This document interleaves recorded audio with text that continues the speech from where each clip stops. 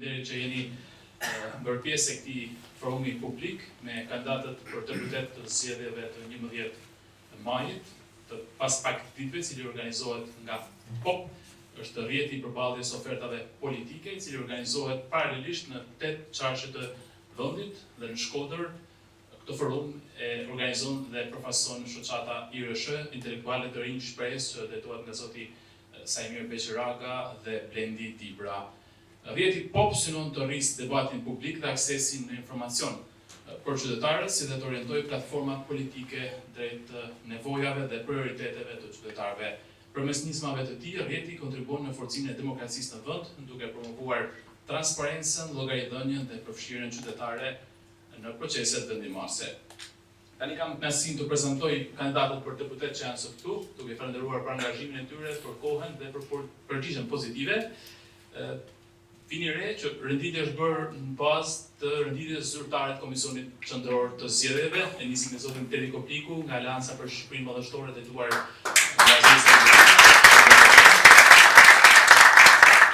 zoti Gabriel Rakaj nga Partia Lëvizja Bashkë, që drejtohet nga Arlin Çorri. Faleminderit.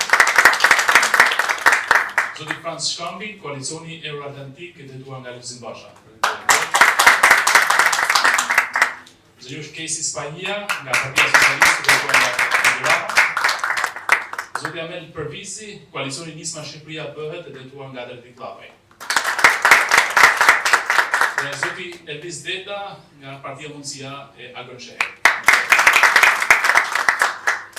Në këtë forum janë të pranishëm qytetarë nga komuniteti kryesisht nga Shkodra, përfaqësues të organizatave të shoqërisë civile, si dhe përfaqësues nga organizatat ndërkombëtare që do të jenë vëzhgues të zgjedhjeve parlamentare të 11 majit.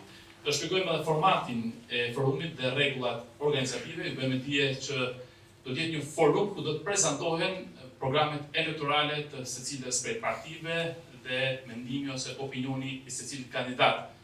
Për qarkun e Shkodrës nuk do të ketë debate, nuk do të ketë replika, as mes njëri tjetrit, as mes publikut, sepse gjithë secili e tregon vetë dashurinë, pasionin që ka për qytetin tonë, për qarkun e Shkodrës dhe jo debatet. Prandaj në rast se do të kemi replika, debate, ju bëjmë dije se do të ndërprehet fjala.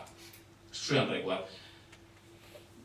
Aktiviteti atëherë do të zgjasë rreth 2 orë dhe do të transmetohet drejt për drejt, ashtu siç ka nisur në rrjetin zyrtar të POP në Facebook dhe në faqen e organizatës IRSH, gjithashtu do të dokumentohet për publikimin në media dhe në rrjetet sociale. Çdo kandidat do të ketë në dispozicion nga 5 deri në 7 minuta për të prezantuar veten dhe prioritetet e subjektit politik, duke u fokusuar kryesisht në prioritetet për qarkun e Shkodrës, çështje sociale, ekonomike, rinin, të drejtat e grave, parazinë gjinore, demokracinë dhe antikorrupsioni. Koha do të monitorohet për të garantuar barazi dhe pashmëri për secilin nga kandidatët, pra 5 deri në 7 minuta. Më pas do kemi edhe nga një pyetje prej qytetarëve që janë në sallë, përgjigjet e kandidatëve do të jenë të limituara 1 minutë. Nëse do të ketë pyetje të personalizuara, kam fjalën për një subjekt politik, normalisht do të jetë kandidati i cili do të japë përgjigjen, por nëse të jetë një pyetje gjeneraliste që përfshin gjithë kandidatët, një shqetësim apo një këndvështrim për qytetin e Shkodrës, atëherë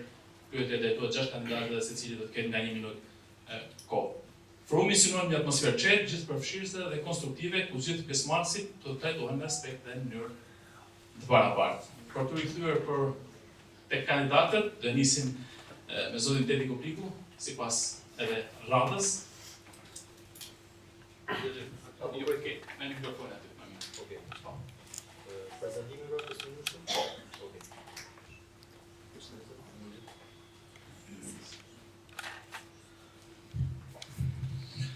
Përshëndetje gjithëve, ju falenderoj për pjesëmarrjen, ju falenderoj për organizimin gjithashtu që na jepni mundësinë për të dhënë debat që është gjithnjë më i pamujtur në hapësinë publike, mes ofertave politike edhe mes kandidatëve në këtë rast. Atëherë po bëj një prezantim të shkurt temin si kandidat i Partisë Demokratike dhe i Aleancës për Shqipërinë Madhështore. Unë kam kryer studimet në inxhiniertimit në Tiranë, mbrapa kam shkuar në Francë për të bërë studime në histori dhe marrëdhënie ndërkombëtare. Pra, edhe më vonë kam bërë studime europiane ndërkombëtare master. Pra kam ba 2 eksperiencat ndryshme, në fusha krejtësisht ndryshme dhe në 2 realitete krejtësisht ndryshme. Gjë që ka pasuru eksperiencën teme dhe shpesh domethënë bëhet kjo ndamja atë që kanë studiu mbrapa dhe jashtë, të dyja kanë vështirësitë e veta, të dyja kanë mundësitë e veta dhe unë jam i gëzuar domethënë që kam pas mundësi mi përjetu të dyja. Angazhimi im politik për mirë shkurt për me vazhdu mbrapa me ofertën që ne japim dhe unë si përfaqësues i kësaj oferte.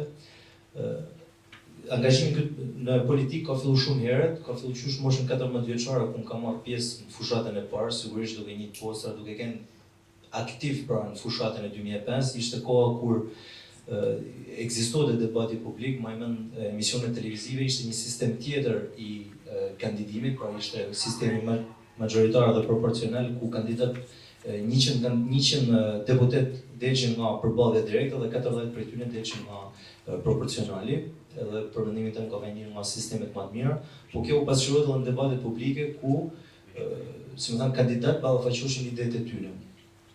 Pra këtu ka filluar një lloj pëlqyeshmërie dhe një lloj dëshire të më angazhu në politik, sigurisht edhe nga tradita familjare, por ky angazhim ka ardhur duke u intensifikuar në vitet që kanë ardhur dhe fakti që i kanë arsyeja për çfarë ikun në Francë ishte pikërisht për me pas studime në lidhje me politikbamjen dhe me kënë profesionist i fushë, se shpesh është ky diskutimi pasion profesion, unë futem nga atë që du që politika me kënë profesioni jem, ka 200 vite që politika është profesion, por nuk konsiderohet si tillë. Ne ndoshta kur do na me rregullu çatin, kur do na me rregullu tubacionet marrën profesionist, por në politikë kena çu miqt gjithmonë. Domethënë kam mikti, kam borxhati dhe për këtë arsye shpesh në perceptimin tim, arsyeja pse je në një situatë jo domosdoshmërisht më të mirën e mundshme, është sepse nuk e kena thënë këtë mentalitet. Qasja jam e lidhur me politikën nuk është një betejë mes çaketash të vjetra, çaketash të reja, është për mendimin tim është një konflikt artificial. Për mua është betejë me mentalitetin e vjetër, është betejë për me ndërtuar ose me lanë jetë një modeli të ri politik që unë pretendoj me mishru, pikërisht sepse du që me imponu një lloj politike të racionale, pra një politikë që kërkon me marrë pushtet për me realizu idetë e tija, sepse politika pa pushtet me etet vetëm një lloj, po themi ne, filozofie, pra kishe mujt me tek shkrimtari, tek filozofi, tek gazetari. Në qoftë se ti do me bëj një ndryshim, duhet me gjetë instrumentet për me marrë pushtetin dhe instrumentet për me bërë ndryshimin. Nuk ka pra, e nisa me që rregullon çatia deri tek politika, nuk ka profesion që ndikan më shumë jetën e njerëzve se sa politika dhe ne nuk këtë pjesë nuk e kena marrë seriozisht dhe sipas gjitha statistikave shqiptarët futen tek njerëzit më të po angazhuar në politikë, sidomos rinia. Pavarësisht se rinia është problem tonë botën që nuk angazhohet në politikë. Atëherë oferta Partisë Demokratike po edhe oferta e gjitha partive politike, sidomos e këtyre partive të mëdha politike, është një ofertë e madhe, sigurisht kandidat nuk janë domosdoshmërisht dakord me secilën prej pikave dhe po prapë po kthehemi tek politika racionale, unë shoh rolin e deputetit si një person i cili duhet me përzgjedh pikat e programit, pikat e projektit që ka partia e tij politike dhe me i përshtat me kontekstin e qytetit cilin ai përfaqëson. 3 pika që unë kam zgjedhur pra nga programi i madh i Partisë Demokratike janë siguria, jetueshmëria dhe arsimi. Po e shpjegoj secilën me radhë. Atëherë, qyteti i Shkodrës është një nga qytetet më të goditura nga krimi, nga pasiguria, më shumë të gjinën të fortit se sa institucionet e shtetit. Pra nëse ti ke një problem, dhe unë këtë e kam provu edhe në eksperiencët teme personale, kur kam dashur me hap një biznes vogël, më shumë problem zgjidhshin si mas tana gojëllanave dhe eksperiencave tjera, më shumë zgjidhte një forcë se sa institucionet shtetërore dhe sidomos policia e shtetit duhet me kenë një institucion i besueshëm sepse nuk ka siguri pa një lloj bashkëpunimit mes komunitetit edhe institucionit dhe në Shqipëri, por sidomos në Shkodër që nuk funksionon shumë herë dekonspirohen aksionet e policisë, siç i kena parë në përgjigje të ndryshme. Pra qytetari nuk është domosdoshmërisht i sigurt për me bërë këtë lloj bashkëpunimit. E dyta është jetueshmëria. Shkodra krenohena për turizmin, për bukurinë që na ka falë Zoti, por jo për jetueshmërinë. Pra shumë të rinj në Shkodër nuk e androjnë për me jetu këtu, por vinë për atë fundjavën me hangër taf krapi dhe kaq. Pra qyteti i Shkodrës nuk është domosdoshmërisht ambienti më ose qyteti më i përshtatshëm për me ndërtu të ardhmen, se koha ka shumë e shkurt. E treta është arsimi, ne kena një historik gjatë për sa i përket një qyteti dijes dhe Universiteti i Shkodrës sigurisht ka një rënje për sa i përket cilësisë të arsimit, po mitana për zgjedhjes të rive për me njek studimet në këtë universitet. Dhe pra pika e tretë për mua ka më qenë arsimi që Universiteti i Shkodrës mu orientu tek kërkesë oferta, pra çka kërkan tregu i punës dhe në vitet që vinë, jo vetëm në Shqipëri, po arsimi ka më rikonceptu sepse me teknologjinë artificiale, me peshën që ka shkenca të dhënave, pra ka të tana degët ose të tana fushët ekonomisë kanë shku drejt këtyre degëve dhe Universiteti i Shkodrës besoj ose deputeti pra duhet në lobu për cilat pikat programit me të rejtë ma tepër. Pra, siguria, kthimi institucioneve në shinat kthimi institucioneve të shtetit në shinat e funksionimit, jetueshmëria e qytetit, një vend i jetueshëm ku i krijohet mundësive të trive për me bazë sipërmarrje dhe ndoshta mundem me fol mbrapa për më konkretisht, dhe arsimi Universiteti i Shkodrës me kanë një qendër studimit jo vetëm e qytetit, por gjithë rajonit dhe të gjithë shtetit. Të shkosh të shkurt, po shpresoj kena mundësi me fol edhe për më në detaje për tema specifike. Falenderoj. Impresion kur jemi në tash. Jo. Po mund të lutem, ja kalojm radhën prezantimit të zotit Gabriel Rakaj, prezantimit të tij personal, por atë programit artistik. Përshëndetje, mirë se u gjeta. Unë jam Gabriel Rakaj, kandidat i vizjes bashkë për qarkun e Shkodrës.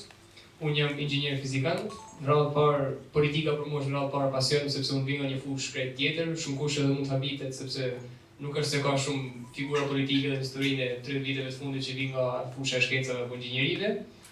Megjithatë, unë kam hyrë në rrugë me shpresën se ne si parti dhe me mbështetjen e barë popullit shqiptar do të realizojmë atë synime dhe atë transformim madhor që ne e kemi synuar prej kohësh. Programi jon ka të mirat dhe të këqijat e veta. E keqja e madhe e tij sepse është shumë i gjatë, i gjerë, sepse nuk është vetëm një listë propozimesh, por edhe një analizë e madhe. Programi i plot është 177 faqe, mund gjendet te websajti i Vizjes Bashkë, mund shkarkohet ose lezohet online. Unë këtu kam dhënë një ekstrakt, gjithsesi do ta përmbledhi prapë më tepër sepse koha nuk është e mjaftueshme për ta paraqitur gjithsin.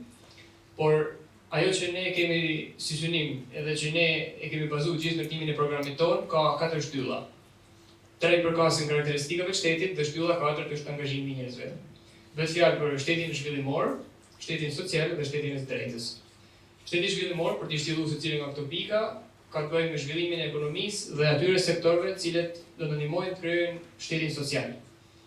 Pra, në radhë parë duhet të ndryshojmë modelin tonë ekonomik, sepse aktualisht ekonomia shqiptare bazohet me një mënyrë proporcionale te turizmi dhe ndërtimi. Dy sektorë që nuk janë të qëndrueshëm dhe që në finale, duke u nisur nga përvoja botërore, nuk kanë sjellë një zhvillim përhershëm dhe të qëndrueshëm të vendeve të cilat janë mbështetur në këtë sektor. Prandaj ne duhet të fokusohemi te ato sektorë që janë prodhues, siç janë industria dhe bujqësia. Ne dimë se vendi jonë ka pasuri të mëdha minerare, këtë mësojmë qysh nga gjeografia e nëntëvjeçares. Problemi është se këto pasuri ose nuk nxirren ose nxirren dhe shiten ashtu siç janë, bruto, ose përpunohen nga firma të huaja dhe shteti jon, populli jon përfiton shumë pak nga ajo pasuria jona.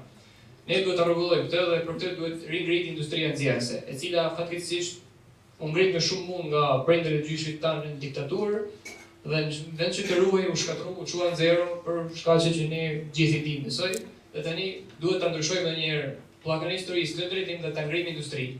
Sigurisht jo me atë model diktatorial, por nëpërmjet zhvillimeve dhe investimeve të brendshme dhe të huaja, me politika favorizuese për investimet e huaja, me taksa më të ulta, në mënyrë që mineralet tona dhe burimet tona natyrore shfrytëzohen me drejtësi. Ngritja e industrisë. Kjo është shtylla pika e parë e ekonomisë e shtetit zhvillimor.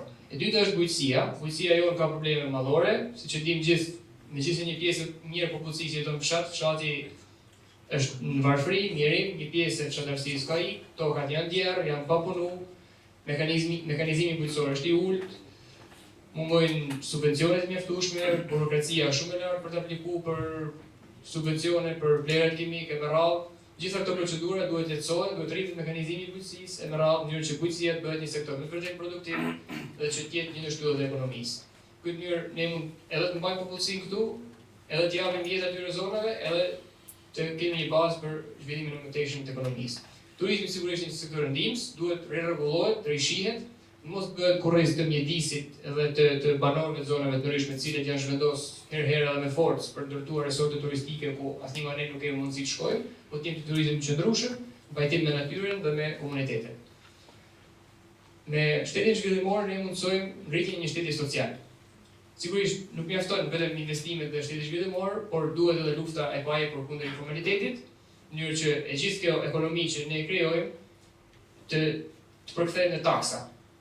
Taksa duhet vendosen me drejtësi, prandaj ne besojmë te modeli i taksimit progresiv, i cili takson më shumë ata që kanë të ardhurat më të larta, pasuri më të madhe, dhe që sigurisht kanë mundësi më të madhe për të paguar.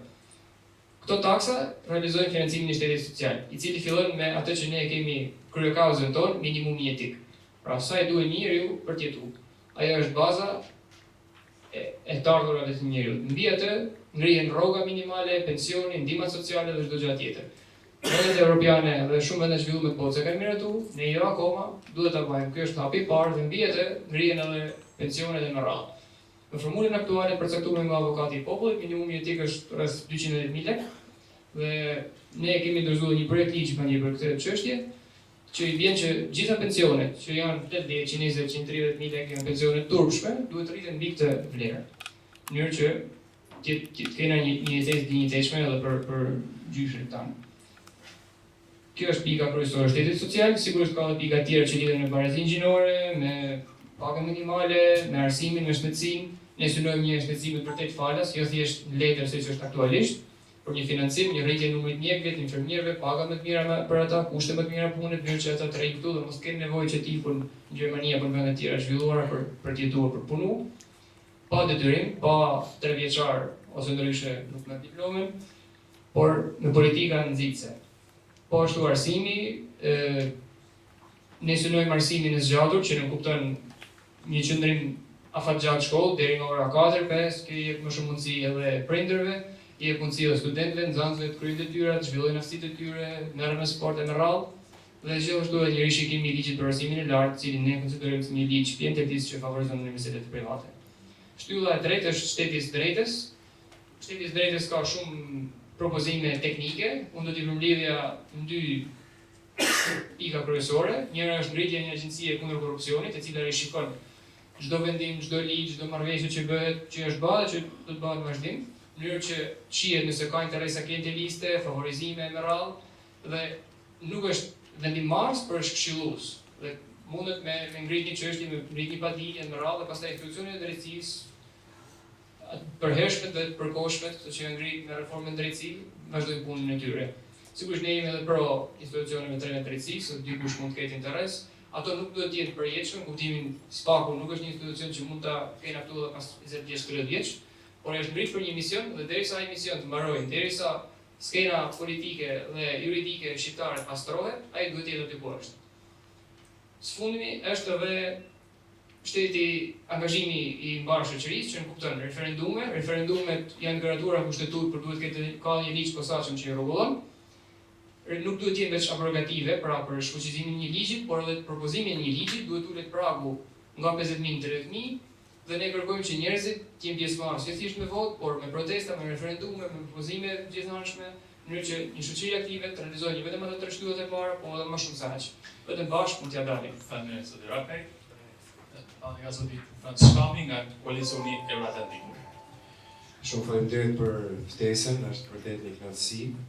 Unë jam Franz Shkëmbi, për sa i përket kualifikimeve arsimore, jam shkolluar në Shqipëri, në Austri, në 3 fusha: drejtësi, administrim, biznes dhe marrëdhënie ndërkombëtare. Kjo e fundit është edhe dega ku kam zhvilluar edhe studime më të thelluara dhe trajnime të ndryshme në organizata ndërkombëtare.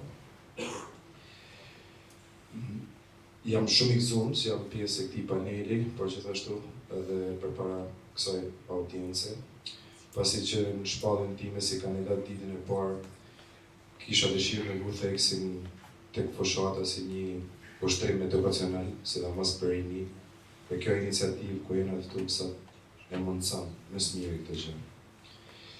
Për të kaluar tek programi dhe tematikat programore të partisë, formacionit politik që unë përfaqësoj sot këtu, duhet ta nis me 2 avantazhe që mendoj që formacioni politik që unë profesor i ka.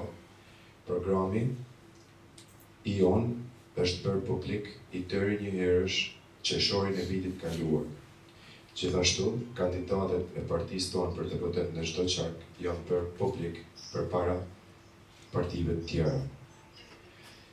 Dhe 3 pika kryesore duhet cek për sa i përket vullnetit politik si qasje për nevojat e tranzicionit shqiptar. Profesues të koalicionit atletik kanë dorëzuar Parlamentin shqiptar rreth 2 vite më përpara iniciativën ligjore për vetimin e politikanëve. E dyta, mbështetja pa kushte kundër SPAK-ut, ka disa muaj në parlament projekti ligjor i dorëzuar pa nga partia jonë për shtimin e resurseve materiale dhe njerëzore të strukturës posaçme antikorrupsion. E treta, që nuk është faktikisht partia vetme që ka realizuar këtë gjë, dalja me 100% lista të hapura për t'i dhënë mundësinë qytetarëve të votojnë kandidatët e tyre të preferuar. Përsa i përket programit, atër gjëja ma uleritse, ma penguese për zhvillimin gjatë këtij tranzicionit mendoj se është korrupsioni dhe ta nis nga aty, përveç mbështetjes kundër SPAK.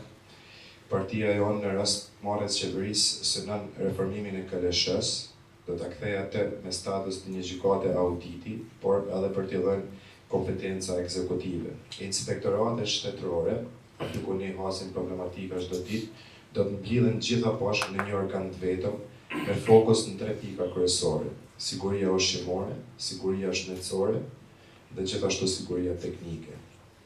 Paketa ligjit antimafia, çdo kontratë e qeverive, sidomos e qeverisë fundit, për sa i përket PPP-ve, do të verifikohet. Në çdo rekurs që do t'i bëhet qeverisë, ekziston mundësia mbrojtjes nëpërmjet klauzulës antikorrupsionit, e cila është e futur në çdo kontratë publike. Gjithashtu do të krijohet njësia e zbulimit dhe rikuperimit për të konfiskuar çdo pronë, çdo resurs material të marrën në mënyrë pa drejtë nga qytetarët shqiptar për t'ia kthyer atë tyre të fundit.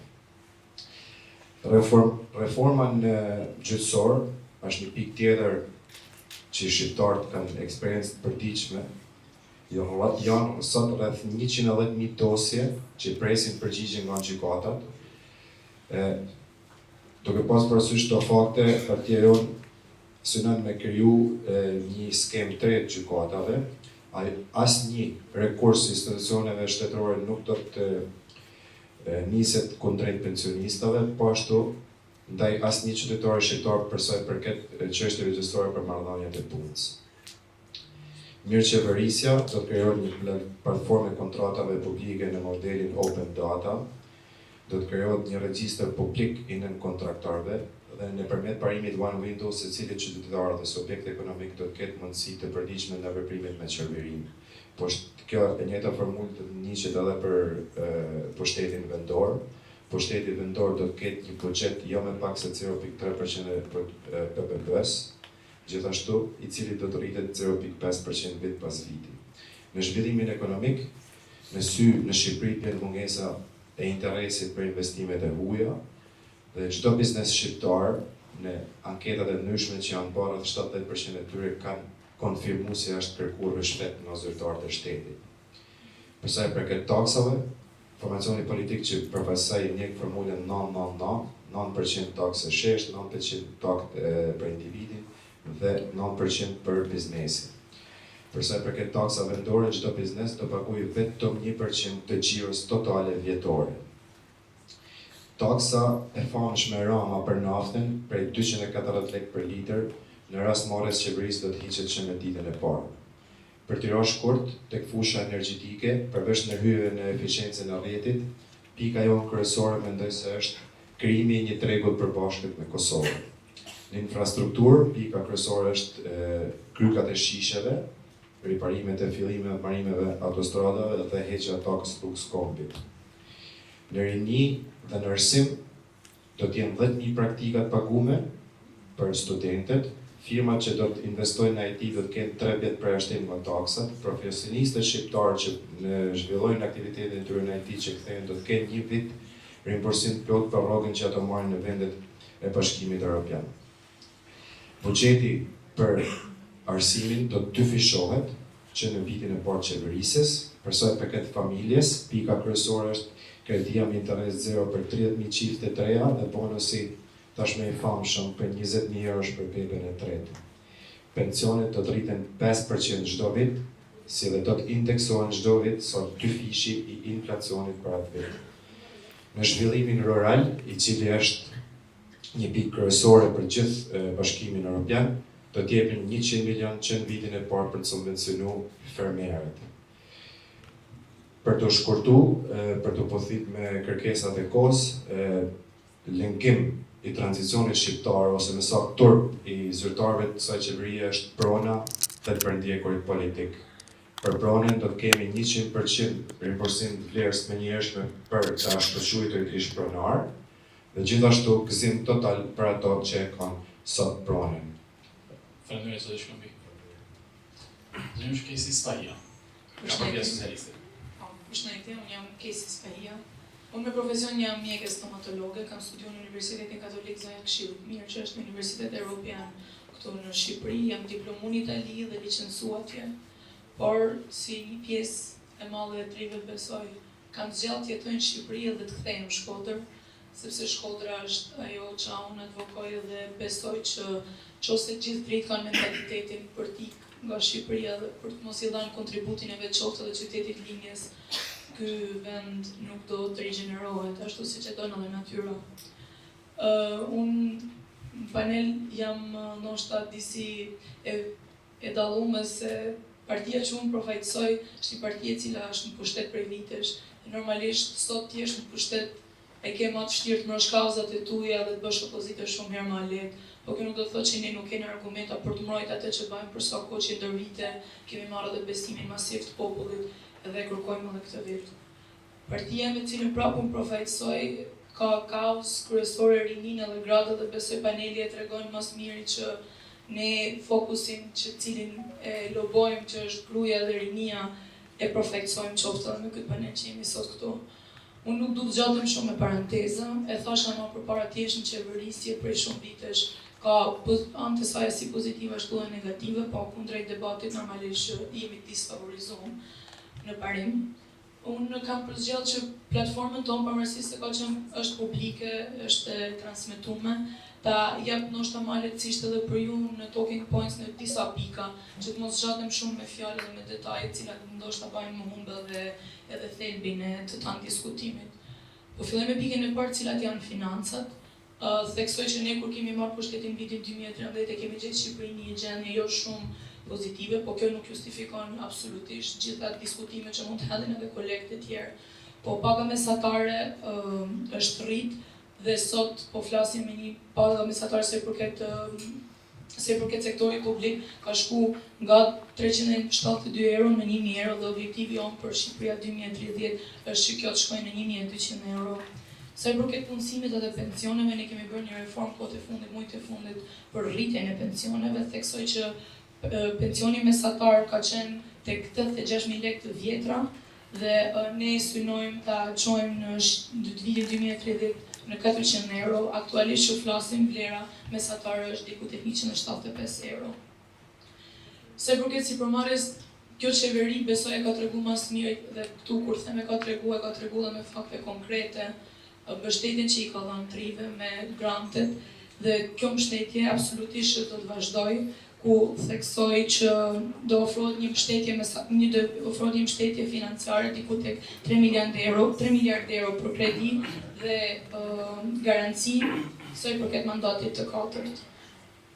Për të vazhdu me arsimin që besoj është edhe pika kryesore, unë mendoj që një vend për të ecë përpara duhet të ketë bazat forta në arsim, edhe deri tash janë bërë investime kolosale se përket arsimit duke i kthy institucionet arsimore jo vetëm në institucione në godina, po ambiente të cilat nxisin dhe prodhojnë të ri, të frymëzuar mirë për të vazhduar dëshirën e mirë për arsim.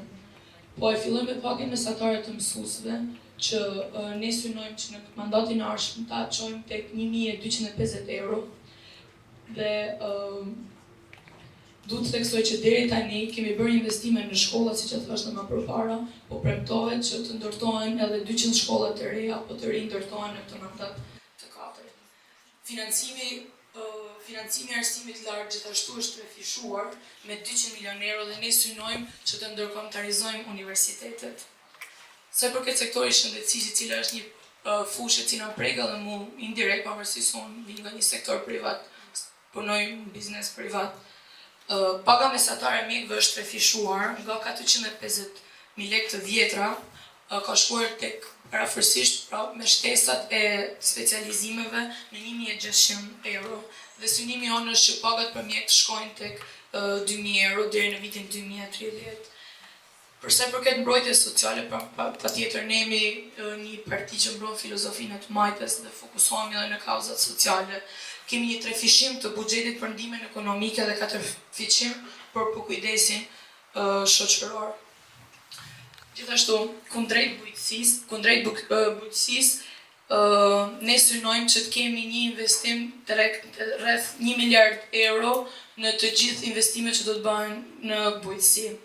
Turizmi është pika e fortë që ne si vend bëjmë për hir të mirave që natyra patjetër na i ka sjell, po edhe menaxhimi i të mirave që na sjell natyra varet nga ne. Kemi diku nga 1 milion turistë. Ne kemi arritur në 12 milion turist në vitin 2024 dhe synimi që ne kemi është të shkojmë në 20 milion turist në vitin 2030. Pika jonë e fortë është infrastruktura, se përket infrastrukturës janë bërë ndryshime kolosale në Shqipëri dhe këto ndryshime janë të prekshme. Po unë du ta lokalizoj këtë kaos kundrejt Sharkut Shkodër, për cilin edhe ne lobojmë dhe besoj se gjithë ne. Që t'jemi qartë, koha është nga 5 deri 7 minuta dhe 4 kandidatë dhe parë në 7 minuta. Në rregull. Si kishin ankesa. Radhës një ka zoti Ahmet Përvizi nga koalicioni Nisma Shqipëria. Përshëndetje tande. Unë tash e kam pak vështirë me fol sepse duhet më ofru projekte për ndihmën që janë në 2030 në realitetin tonë, ku jena alo për drita, ujë, nevoja bazike për siguri etj. Unë jam Ahmet Përvizi, kam studiuar për financë kontabilitet, kam marrë një master shkencor në psikologji organizative, punoj për 10 vitesh si financier. Jam angazhuar vazhdimisht në kauza të ndryshme, në kauzën e studentëve, në kauzën për ndryshimin e sistemit zgjedhor për listat hakuna, në kauzën e përuljen e çmimeve në rastin e pas pandemisë, dhe së fundmi edhe me kauza lokale si që ishte rasti i kundër ngritjes së kullës në qendrën e Shkodrës. Ne kena nisë këtë betejë me një slogan shumë të thjeshtë. Shqipëria vlen ma shumë se sa partia. Dhe në bazë të kësaj, unë do e nisë, si që citova dhe më sipër, Maslow ju e njihni gjithë ka bërë piramiden e vetë të nevojave. Dhe shkalla e parë e piramides është nevoja bazike ushqimi dhe siguria. Unë sapo mbrita nga një takim që ne kishim me banorët e Kupikut, Malësisë dhe zonave përreth, dhe ato halo mankohen për ujin, për dritat, si që thash, për sigurinë. Tashi, ne besojmë që për të kriju kushtet e para për familjet dhe për një normalitet në Shqipëri, duhet të luftojmë për sigurinë. Dhe lufta e parë që duhet bëhet është ndaj krimit. Dhe si nis ky hap i luftës ndaj krimit? Nis duke paraqit në lista njerëz që janë të papërfshirë me krimin, njerëz që nuk janë në ndjekje nga SPAK-u, njerëz që nuk janë pashekur apo për shkak se kanë akuzën nga SPAK-ut apo të dënuar nga SPAK-u. Nga kjo nis. Pastaj ne patjetër duhet që ato oficer policie që bashkëpunojnë me krimin t'i trajtojmë si tradhtar të kombit dhe të ndryshojmë kodin penal dhe t'i dënojmë ato me 25 vite burg, që ta mendojnë dhe ta rimendojnë disa herë përpara se të bashkëpunojnë më përpara me qytetarin, më përpara me kriminalin se sa me qytetarin. Gjithashtu në të njëjtën linjë, ne mendojmë që duhet një luftë ndaj korrupsionit, sepse korrupsioni tashmë ne ju shihni dhe rankimet e ndryshme për korrupsionin, ne jemi në vendet që kryesojmë, është vetëm një fushë që ne kryesojmë. Prandaj unë mendoj që kjo është një nga pikat kryesore që ne nuk duhet të bëjmë kompromis. Dhe si nis kjo luftë? Nëse ata që dënohen për korrupsion dhe sidomos nga partia në pushtet, ja bën një listë shumë e gjatë, domethënë te kaluë dhe lista që mund të jetë 11 apo 23 të futbollit, të dënohen si tradhtar të kombit me 25 vite burg. Jo thjesht me 2 vite burg, ato kanë mbjellë 10 miliona euro dhe të shkojnë bëjnë 2 vite burg dhe mandanë mrapa kaq mbaroi ajo. Të dënohen me 25 vite burg dhe t'ju sekuestrohet çdo cent. Tjetër, ne pasi të dalim nga kjo sigurim i gjasë bazike të sigurisë, patjetër shtyu kryesor që kemi është arsimi. Në ditët që flasim, buxheti për arsimin është dikun 2.6%. Unë tu kanë se kam pjesë e protestës studentëve, një ndër gjërat që kena pas është rritja e buxhetit për arsimin. Dhe ne duhet shkojmë minimalisht në kufit e rajonit si fillim dhe pastaj deri në 7% që premtojmë ne, sepse pa arsimin nuk mund të mrim asnjë tjetër. Është gjoja e parë që na shërben si afat shkurtër, si afat mesëm dhe si afat gjatë. Tjetër, ne mendojmë për biznesin dhe profesionet e lira përmes taksës 10%, taksës së sheshtë, duke ngritur sfari kufirin për bizneset e vogla deri në 200 milion lek, ato do të kenë tatim fitim zero, një çlirim kjo, sepse dikush i bën një qarkullim vjetor 200 milion lek, minimalisht 60 milion lek i ka fitim dhe një person në Shqipëri me 60 milion lek të ardhura, patjetër që mundet nesër me pas premisën me bëj një shtëpi të re, një makinë të re dhe kështu rigjenerohet ekonomia. Gjithashtu për të dy punësumt që kanë nisë tashmë edhe taksimi, ka kohë që kanë nisë për ato që kanë 2 konsuma të 3 konsum, ne do bëjmë taksën fikse 10% dhe jo ma 23% siç është sot. Sepse ata që e kanë mundësinë për me konsum nuk do të taksohet puna. Është e padrejtë kjo gjë. Dhe pastaj do të kalojmë tek pjesa e financimit për kredi për çiftet e reja. Ato që martohen për herë të parë të kenë mundësi duke u vënë një fond sovran nga shteti me marrë kredi me 1% në mënyrë që ato të kenë indicjen për me ngrit familjen në Shqipëri. Këto janë disa nga pikat e përmbledhura që ne ofrojmë dhe patjetër programi jonë është shumë më i gjatë dhe më i zgjeruar, ju ftoj ta shpjetoni dhe mirëpresim dhe pyetjet e tuaja më pas. Faleminderit. Faleminderit zoti Provisi. Zoti Elvisteta për prezantimin e programit elektoral të partisë Mundësia. Përshëndetje, unë jam Elvis Deda, profesor partinë Mundësia në Shkodër. Kam marrë histori, gjeografi, master shkencëtor studime rajonale dhe master të dytë menaxhim financiar, kontabilitet. Atëherë, do të bëj një shpjegim shumë praktik, sepse vej si një qytetar se çdo secili për ju, çështje teknike nuk do t'i diskutoj. Praktikisht jetojmë në qytetin dhe shtetin më të pasur të Evropës për resurse, por faktikisht jemi më të varfërt në Evropë. Ç'a ndodh? Kemi një buxhet 8 miliard euro, një popullsi 2.4 milion banor. Me një krahasim thjesht, Kosova është 1.8 milion banor dhe ka një buxhet 3.5 milion euro. Ka rroga më të mira, pensione më të mira, infrastrukturë më të mirë, biznes më të mirë, sipërmarrje më të lirë, zhvillim ekonomik më të madh. Ç'a ndodh? Ne kena më shumë pare, por nuk na dalin. Shkurt edhe shqip i vjedhin. Ç'a do të bëjmë? Partia Mundësia ka një projekt. Projekti i Partisë Mundësia është ndryshim. Kur flasim për ndryshim, është ndryshim i gjithë modelit menaxhimit ekonomik në Shqipëri. Ka nevojë për mundësi. Trit, trejat, sipërmarrësit, çdo individ ka nevojë për mundësi. Po si jetet mundësia? Mundësia jepet që shteti të jetë arbitër dhe të mos jetë ndikues. Ku shteti të jetë nxitës dhe të mos jetë ai që i ndikon zhvillimin e biznesit, pra të jetë rregullator i lojës dhe jo ndikues.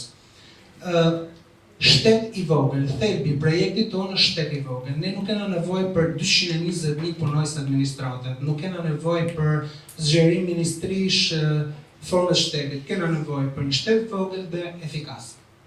E gjithë betejë për me kursy parat e 8 miliard euroshit, që na dalë mjaft mirë për me mulu paga dhe shpenzimet për edhe me rrit ekonominë, është luftojmë korrupsionin. Çfarë ndodh me korrupsionin? 8 miliardë euro si mund të kursehen? Ne kemi një praktikë se si mund të kursehen 8 miliardë euro. E para ja nisim tek shkoltimi i vendeve të punës fiktive. Ne në Shkodër kena një institucion që është Ministria Kanalizimet dhe Qarku Shkodrës. Sa herë që ka zgjedhje, punësohet dhe fryhet administrata. Janë rroga që ikun nga taksat tona dhe shkojnë tek individet e caktuar që janë shërbim partisë. E dyta, ne kemi një plan që të kursejmë në 8 miliardë euro, 1 miliard euro të kursejmë. Dhe këto 1 miliard euro të përdoren për ekonominë. 500 milion euro do të përdoren për në ekuilibru ekonominë, kur flasim se ne në program kemi një taks 8% taksë shesht, dhe 500 milion euro të jenë investime në arsim, në shëndetësi dhe nxitjen e sipërmarrjes. Kemi edhe një plan për sipërmarrësit e rinj. Të gjithë tri, të cilët duan që të hapin biznes, 3 vitet e para nuk do të ketë ndërhyrje nga shteti. Këtu nuk them se ata do të shkelin të drejtën ose do të shkelin konkurrencën, do të jenë të privilegjuar.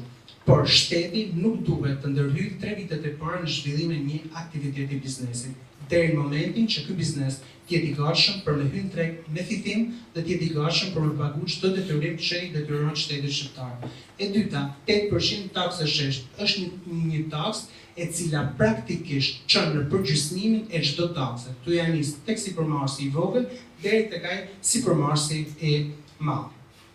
Një prej pikave tjera të programit tonë është edhe futja e euro si monedhë kombëtare shqiptare. Ju e dini shumë mirë se euro sot është më pak se sa 100 lekë. Dhe praktikisht për gjithë eksportuesit e Shqipërisë ka një humbje katastrofike, duke ja nisë të gjitha bizneset, të produktet bujqësore, minerale dhe çdo gjë tjetër. Çdo individ i cili kryen transaksione ka humbje. Mjafton që të kryesh vetëm 2 lëvizje, shkosh me 100 euro, ti kthesh në lekë dhe me lekë ti kthesh sërish në euro dhe këtu ke fillu ke humb, qysh në këtë moment. Pra, hyrja e euros ka një impakt në zhvillimin ekonomik, ul interesin e kredive për biznesin, por edhe për banesa, dhe jep impakt real, pra ekuilibër të vazhdueshëm në ekonomi. Një prej shtyllave tjera është edhe çështja e korrupsionit. Ne na mësu që të gjithë zyrtarët lartë të cilët shkojnë para drejtësisë akuzohen, dënohen, por asnjëherë nuk marrin përgjegjësi për ato që kanë shkaktuar shteti shqiptar. Nuk mund të jesh ministër dënohesh me 30 burg dhe drejtësia thotë që ka përvetësuar 26 milion euro. Drejtësia do të më gjetë ku kanë shkuar ato 26 milion euro. Ato janë paret tona dhe duhet na kthehen mbrapsht. Unë besoj se çdo shkodran i ban 2 vjet burg që të ketë 20 milion euro pasuri. Por ideja është që nëse ato ja ke dhënë shqiptarë shkodran dhe duhet i kthesh. Nuk është dënim, duhet i kthesh.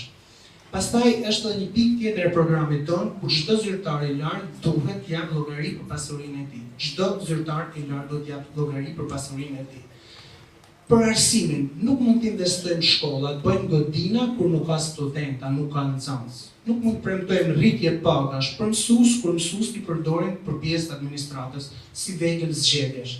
Fillimisht, arsimi duhet të jetë i pavarur në ndikimin politik. Dhe e dyta, duhet kemi plane konkrete që në të ardhmen kemi më shumë nxënës për të bërë më shumë shkolla.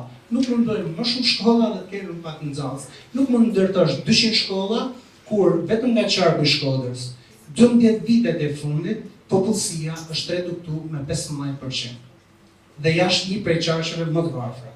Prandaj pavarësi komplet e arsimit në Shqipëri. Sigurisht edhe rritje e buxhetit për sa i përket investimeve në arsim. Shkojmë te shëndetësia. Është premtuar shëndetësi falas, por kushton shumë. Kushton shumë sepse çdo shërbim ne e marrim privat. Prandaj, për të ruajtur ekuilibrat, ne duhet të rrisim një konkurrencë mes shëndetësisë sektorit privat dhe atij publik. Pra, të gjitha shërbimet që të marrin ketë një nivel konkurrence. Nëse më mirë i kryen shërbimi publik, atëherë ky shërbim do të merret tek publiku, por nëse ky shërbim merret tek privati, duhet të ketë një konkurrencë. Tu kanë se përfaqësojnë një parti të gjatë dhe një parti e cila merret tek forca e individit, thelbi i jonë është. Individi është njeriu i cili e nxit ekonominë. Nuk është shteti që nxit ekonominë. Shteti duhet të sigurojë bazat ligjore dhe individi duhet të jetë i lirë që t'ia dalë me forcën e punës vet. Shumë faleminderit. Faleminderit zoti Leta. Dhe ky forum publik që organizohet në gjithë vendin ka si qëllim krijimin e dialogut mes qytetarëve dhe kandidatëve për deputet, ata të cilët nesër do të na prezantojnë dhe do të jenë zëri ynë në kuvend. Dhe në funksion të këtij qëllimit, pjesa e dytë e këtij programi i kushtohet pyetjeve nga qytetarët nga salla. Prioritet do të kenë qytetarët që nuk kanë angazhime politike dhe profesuesit e shoqatave jo qeveritare. Përshëndetje. Unë jam një qytetare thjesht. Pyetja që kam për gjithë kandidatët, megjithëse jeni të gjithë rinja, për edhe nga mosha, është cila mund kishte një vlerë që përfaqësoni si simbolik të rinisë, si lider, me që gjithë jeni të ri, dhe së dyti një ndër fushat që ju keni prioritet, është një ndër fushat që ju mendoni që keni prioritet që për strategji politike, që mendoni që e realizoni. Atëherë, unë i përgjigja po ripërsëris, domethënë 3 prioritetet që janë për mua në programin është siguri, jetueshmëri, arsim. Dhe mes të trijave, po marr produktin që është më bëhet qyteti jetueshëm. Dhe kjo kalon nëpërmjet ekonomisë. Vlera e cilat do të kisha dashur, edhe këto është një apo dy vlera? Një vlerë. Atëherë për mua është ndershmëria, sepse nëse ka pas diçka që i ka mungu politikës shqiptare, ka kenë ndershmëria. Dhe unë besoj që kjo është vlera kryesore, pra ne kemë të pakorruptueshëm, dhe të pakorruptueshëm. Për sa i përket vlerës personale, do të kalojmë përsëri të bëj dakord me parafolsin. Personalisht vlera që ne besoj se duhet mishërojmë është ndershmëria. Jo thjesht mos jemi të korruptuar aktualisht, po të jemi të pakorruptueshëm dhe mos bim batakun e vjetër, edhe nëse një ditë kemi pushtet në dorë. Ndërsa për sa i përket prioriteteve, do të përmbledhshëm një tok fjalësh, drejtësia sociale. Gjithçka që ne kemi program ka synim drejtësinë sociale. Atëherë, unë mendoj se kena të njëjtë përbashkët, asnjëri prej nesh në këtë tavolinë nuk kena asnjë lloj hije të dëshim për të kaluar personale, familjare, shoqërore të tjerë, edhe ky është një kontribut a priori shumë cilësor në rast se ne do të na jepet mundësia për të kontribuar për demokracinë shqiptare. Sa minuta vjen? Fusha e kontributit personal, atëherë si argument politik, qëllimi jam i kryesor është faktorizimi i Shkodrës në qendrën e partive në Tiranë. Ne kena pa dhe kur u nda Partia Demokratike, kryetarët kanë lënë rreth vetes, e këto kam një kritik fort edhe për forcën time që përfaqësoj sot. Nuk mund të ofrohet reforma në parti duke u grumbulluar vetëm një dorë njerëzish në Tiranë. Edhe për këtë do të kërkojmë bashkëpunimin e rrethave. Kontributi personal për Shkodrën do të jetë në fushën e turizmit, pasi kam proces një projekt shkencor. Faleminderit. Falenderoj parafrusin për këtë çastje bashkëpunuese në grup, edhe bi bashkohem të 3 kolegëve më përpara. Besoj se të tani nuk kena ndonjë hije dyshimit, se unë flas edhe për veten, 26 vjeçë jam edhe nuk kam punuar as shtet ndonjëherë që më pas hapësi për diskutim. Unë një fjalë kam për me përmbyll, ajo që unë kam objektiv është të vazhdoj të jap mundësi Shkodrës, të vazhdoj zhvillimin që ka nisë edhe të marrë frymë ashtu siç e ka merituar ndër vite dhe nuk e ka pas këtë mundësi. Sa i përket vlerës që duhet kenë njëri, unë e vë theksim tek aktivizmi sepse vi nga aktivizmi, por aktivizmi është e kundërta e indiferencës. Pra besoj që të rinjt nuk duhet jenë indiferent, duhet jenë pjesëmarrës. Këtë besoj që e përfaqësoj.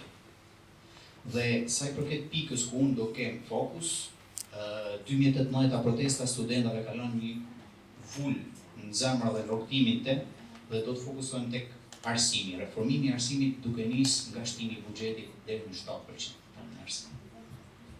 Në fakt, pyetja më duket se ishte ne si tri që do të bëjmë për trit. Kjo ishte pyetja. Atëherë, unë si ri do të bëj këtë. Do të orientoj trit drejt tregut të punës, pra që ata vetë punësohen dhe të mos rrinë peng i administratës, dhe e dyta, shteti duhet i nxjisë t'i subvencionojë në aktivitetin e tyre. Por unë besoj që trit duhet vetë punësohen, si përmarrje. Jo shteti. Faleminderit. Pyetja e radhës. Përshëndetje. Në fakt ishte përgatitur për një pyetje tjetër, po duke me rezultanëve, më shumë me anel dhe ore suksese. Unë e re që në momentin e fundit, për gjithë u kthyer në originalitet. Fillimisht të përdorësit më shumë dialektin tos se grek. Më në fundit të Shkodër. Ja fundit unë e rejtë përdorësin dialektin grek edhe në Bëqeti. Një pyetje kretë. Kush do që të fitoj? A një të gatë shumë ju me tanë të tjeli, me kanë të tru, të bashkëpunoni një tjetën për të mirë të Shkodrës.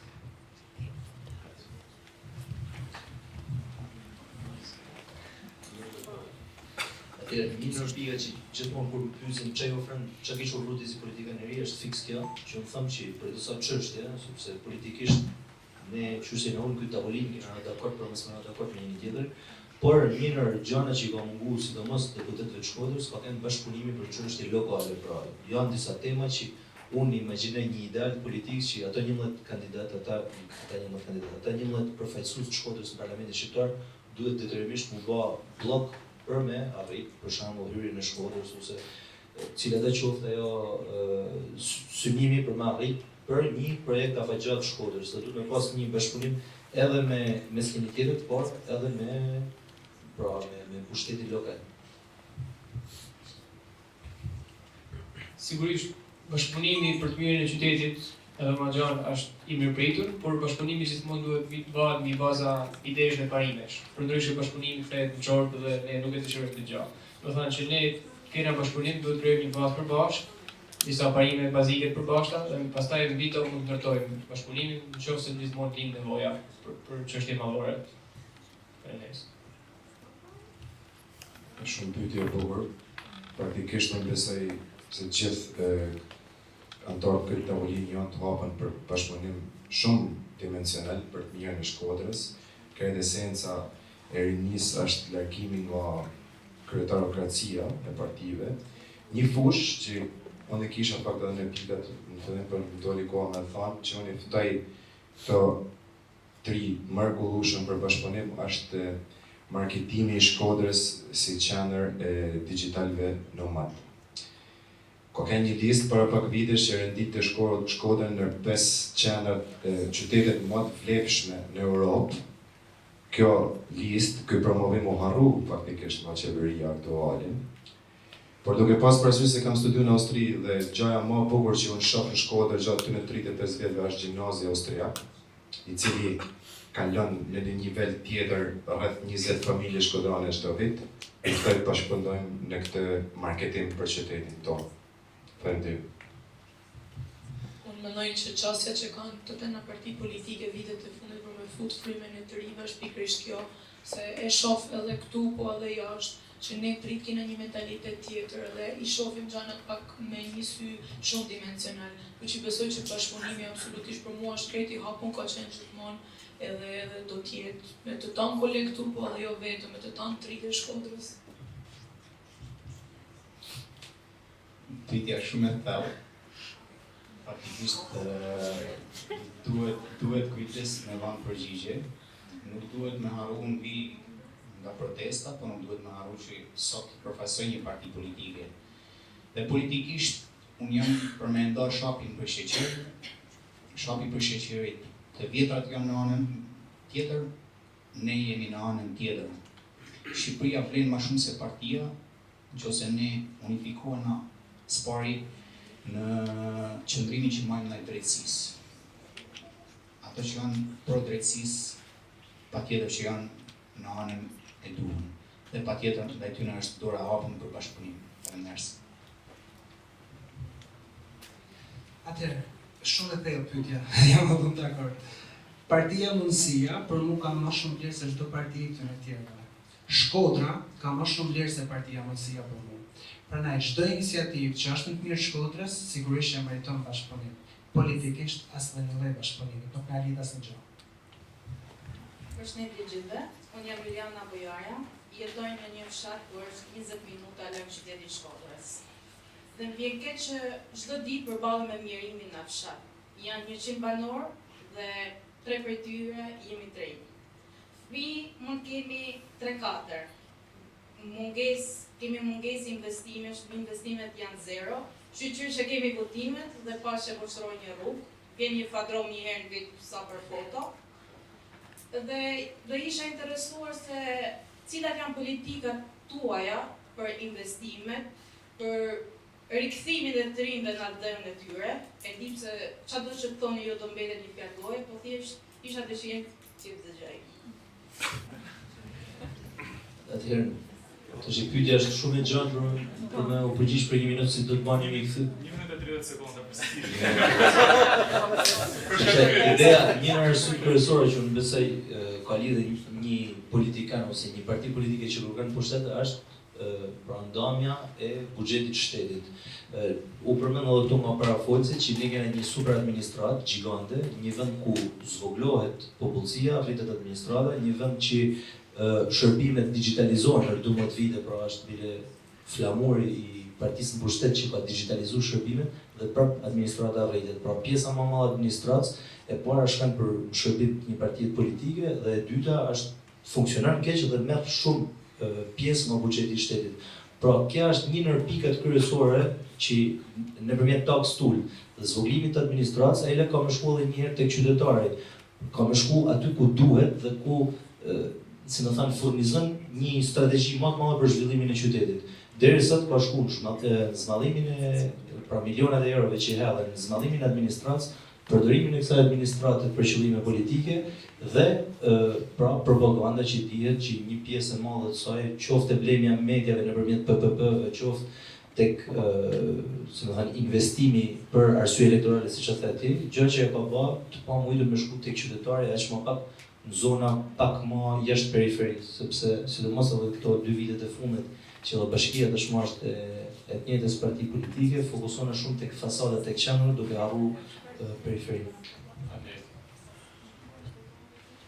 Atëherë, nëse mora vesh saktë pyetjen lidhje me rikthimin e qytetarëve të diasporës, është një çështje e vështirë, të drejtën, sepse shumë prej tyre nuk kanë synim kthimin në dhe, por synimi duhet të jetë rrallëbar të mbajmë këto që janë këtu. Dhe për sa i përket kthimit të atyre që janë jashtë, që kanë ikë tashmë, ne kemi një platformë në programin tonë për diasporën, kemi një platformë që synon shkëmbimin e dijeve dhe eksperiencave mes shqiptarëve që janë diasporë dhe këtyre këtu. Njëkohësisht kjo mund t'i nxjisë edhe një pjesë atyre që janë atje për rikthimin vendit të tyre dhe një kontributit, pa u duk sikur ato po japin po humbin atë që kanë ndërtu, por po e sjellin vendin e tyre dhe po vazhdojnë ndërtojnë jetën e tyre që e kanë filluar atje të vazhdojnë në vendin e vet.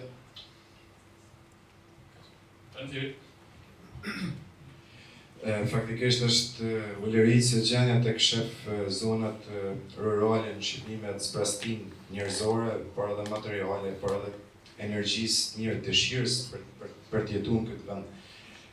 Dhe ka shembuj bota se si është zgjidhur, si është rikthyer fuqia këtyre zonave që janë jashtë vëmendjes.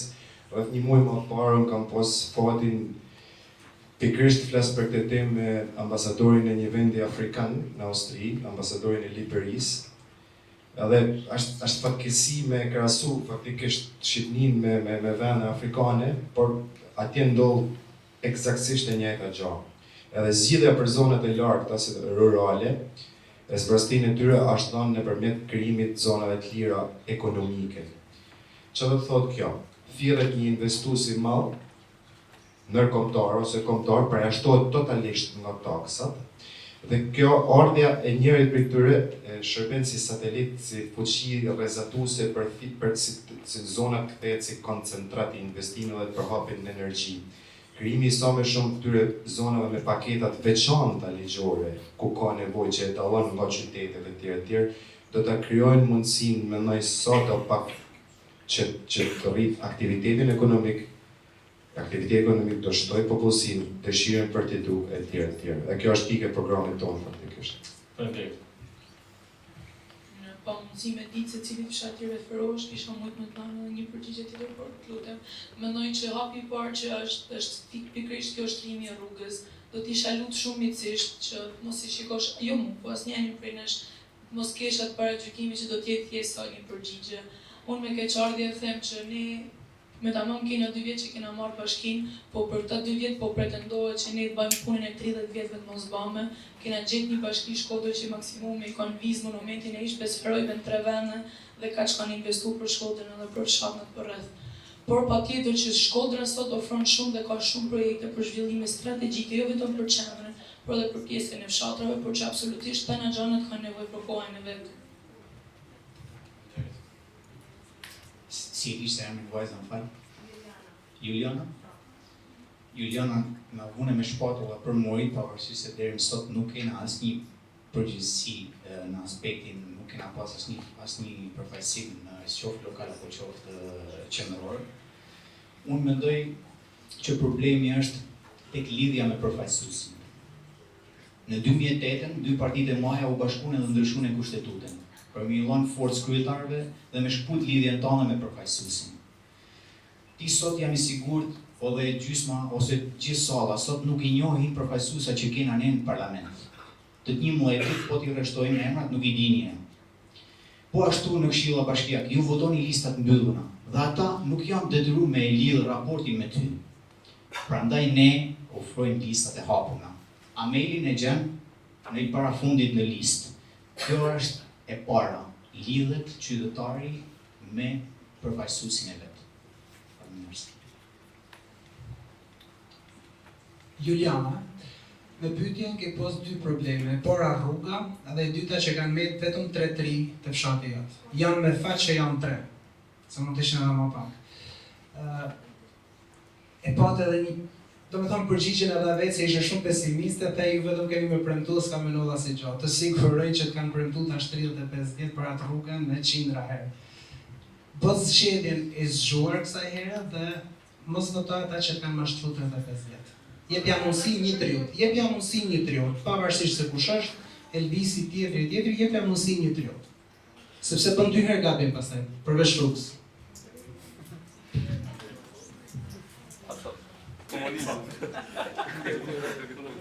Përshëndetje të gjithëve, si kandidat dashur pjesëmarrëse. Jam Antigona Përbibaj, 18 vjeçë dhe nuk e përmenda pa qëllim moshën. Jam këtu me 2 statuse, statusin studente ekselente të Universitetit Luiç Kujakuçi, degën psikologji, dhe statusin vullnetare organizatës Alternativa Studentore. Ne dimë që Shkodra është një qytet që shquhet për vullnetarizmin dhe të nuk mund ta mohojmë. Di gjithashtu që ka edhe një ligj në Shqipëri për pikërisht për këtë çështje për vullnetarizmin. Por që nga ju si kandidat të ardhshëm, një sugjerim se çfarë mund na mendu shumë këtij ligji. Në mënyrë që sa më shumë të rinj, po jo vetëm, të jenë vullnetarë dhe të kontribuojnë në shoqëri. Faleminderit. Atëherë, mu zërnisht me që jam i pari të kanë barë përgjigjes, se tha kolegja dhe që është e letë me kënë pjesë opozicës, është e vështirë me kënë i pari mu përgjigjë, më duke një afligjë me thënë drejtë, edhe përgjësis preferejas mu përgjigjës mu thirë për çështje që nuk i njëfë. Nuk e di që është në vullnetarizmit, gjithsesi edhe angazhimin politik është një formë vullnetarizmit, dhe unë pa them që jem qërë mas mirë, sepse qysh 14 vjeç, një farë mënyrë të angazhimi jem politik është një lloj vullnetarizmit, dhe jam shumë i njehshëm ndaj çështjes, por nuk e njeh specifikisht ligjin, edhe nuk di me thënë si mund përmirësohet. Edhe unë nuk jam i fushë dhe nuk i njoh detajet teknike ligjore ligjit për vullnetarizmin, por duke qenë se ne kemi një pikë programit atë shoqërinë aktive, besoj se është një ligj që mund të ketë për përmirësime, ne jemi të hapur për propozime, kështu që nëse ju ose dikush tjetër e shet nevojshme korrigjimin e këtij ligji, shtimin e pikave, heqjen e diçkaje që e pengon vullnetarizmin, ne jemi të mirëpritur, në mënyrë që të realizojmë një shoqëri sa më aktive që puna vullnetare të marrë vendin e vet.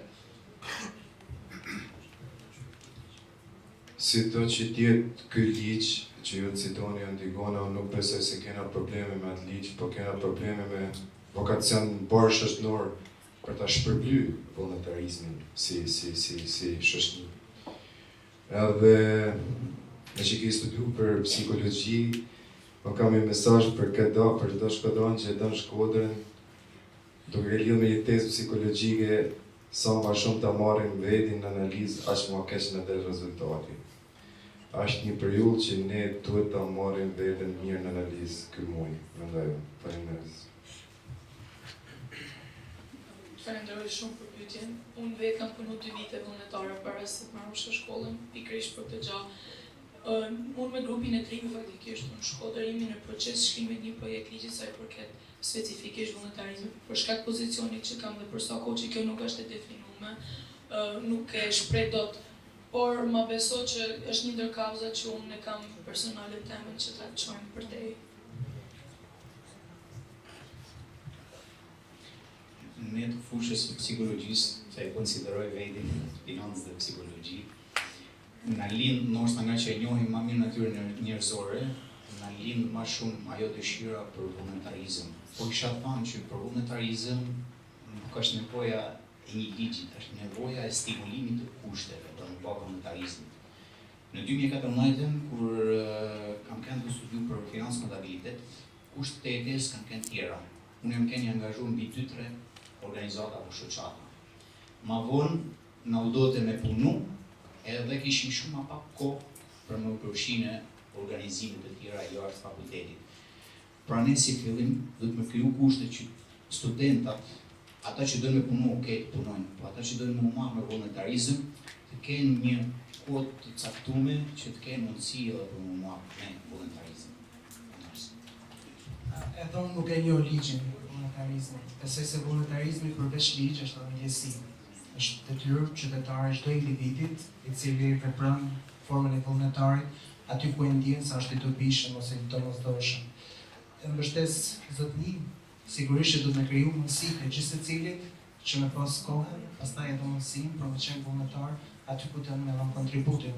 Unë nuk e kuptova shumë mirë si pyetje, që do ndryshonit e ligjit vullnetarizmit. Besoj se kjo do të jetë një detyrë qytetare gjithmonë, pa më humbur pjesën e familjes, kontributit për të dhënë. Atëherë përshëndetje, unë jam Emanuela Dheti, jam studente në Universitetin e Shkodrës, Informierie e Përgjithshme viti 2, gjithashtu edhe pjesë e organizatës Alternativa Studentore, dhe synimi jem është në Shqipni. Dhe jo në Shqipni, por normalisht në Shqipni, por në Shkodër, pra kam synim Shkodre. Një pyetje shumë e shkurtër dhe drejt për drejt. Nga një argument shumë të shkurtër nga secili prej jush kisha dashur se pse unë duhet si studente dhe si e re për me votu ju. Faleminderit. 1 minutë e gjysmë. Atëherë, ne si persona apo si parti? Cila është si përgjigje për të, si persona? Si kandidati i partisë. Po, dakor, okay. Atëherë, me që e bën parashtrimin në lidhje me qëndrimin ose mos qëndrimin në Shqipëri, unë më që jam fiks personazhin, pse unë nuk të fallë një tjetër që kam zgjedhur më kthy në Shqipëri dhe arsyeja pse kam zgjedhur më kthy në Shqipëri është pikërisht sepse ka është një lloj detyrimi se si e konceptojnë njerën në shoqëri dhe me keni dobishëm, më përpara për shembull na shkërku gjyshave tonë, gjyshave prindërve tonë, ndoshta u bë luftë për me rreziku jetën. Dhe unë kështu e shoh edhe angazhimin politik, sidomos sot, sepse prapë citoj kolegen, po themi, është Kesi, për pjesën e lehtësisë për u marrë me opozitë. Nuk ka gjë më të vështirë se sa mu marrë me opozitë ditë e sotme. Sot është frikë me bë një lajm, jam mu marrë me opozitë në vijën e parë një partie të madhe që pretendon të marrë pushtetin, me gjithë respektin e partive të vogla. Pra, unë besoj që duhet më votu sepse e jap me shembull personal që jam i gatshëm të sakrifikuj gjithçka dhe mos më konsideru si sakrificë. Angazhimin tim politik dhe ja kam pushtuar jetën kësaj gjëje. Dhe e thash edhe në prezantimin tim, unë mendoj që politika duhet me kenë profesion dhe profesionin më serioz dhe për këtë arsye, për profesionalizimin e politikës dhe të vendimmarrjes, besoj që është kandidati i duhur. Atëherë arsyet sepse ju duhet të qëndroni këtu në Shqipëri edhe në Shkodër, janë sa personale aq edhe politike dhe programore.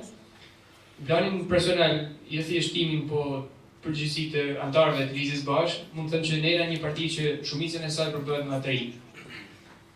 Janë të rinj që ose kanë zgjedhur ne këtu, ose janë kthy dhe një pjesë janë fizikisht jashtë, po në këtu dhe kontribuojnë sa kanë mundësi për vendin e tyre. Edhe një ditë mund të kthehet.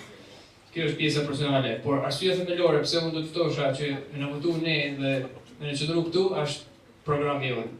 Politika duhet bazohet në ide, marrëdhëniet familjare, fisnore, shoqënore, mentaliteti i vjetër duhet marrë në fund një herë e mirë. Duhet te individi, te shoqënia, te emisionet televizive duhet ndryshohet mentaliteti. Gjithçka duhet bazohet në ide, në program.